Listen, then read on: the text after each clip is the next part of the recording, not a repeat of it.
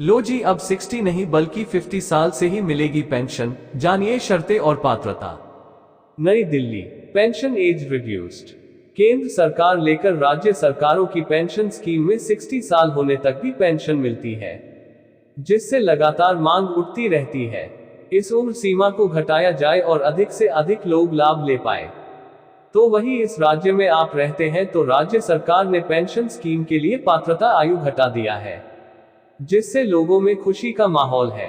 साल 2024 के शुरुआत में ही केंद्र सरकार से लेकर राज्य सरकारों की ओर से देश की जनता को बड़े बड़े तोहफे दिए जा रही हैं।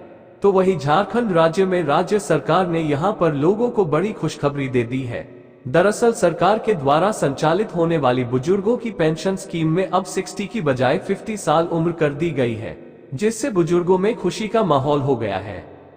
झारखंड राज्य की हेमंत सोरेन सरकार ने राज्य लोगों तोहफा दिया है, जिससे 60 साल के पेंशन योग्यता की आयु में 10 साल की बड़ी कटौती की है। ऐसे में अब झारखंड के 50 साल की उम्र वाले निवासी सरकारी पेंशन का लाभ उठा सकते हैं। वही दिसंबर 2019 में विधानसभा चुनाव के बाद सत्ता में आई हेमंत सोरेन सरकार अलग अलग कैटेगरी के लोगों के लिए पेंशन पेश कर चुकी है, जिससे बताया जा रहा है कि राज्य में पेंशन लेने वालों की संख्या में 200% की उछाल आई है। हालांकि राज्य सरकार का कहना है कि इस नई वृद्धावस्था पेंशन व्यवस्था ओल्ड एज पेंशन का लाभ उठाने के लिए झारखंड का निवासी होना जरूरी है, साथ ही वह व्यक्ति टैक्स देने के दायरे में न आता हो। इसके अलावा इस पेंशन का लाभ उठाने लिए वह कोई और पेंशन का लाभ नहीं ले रहा हो।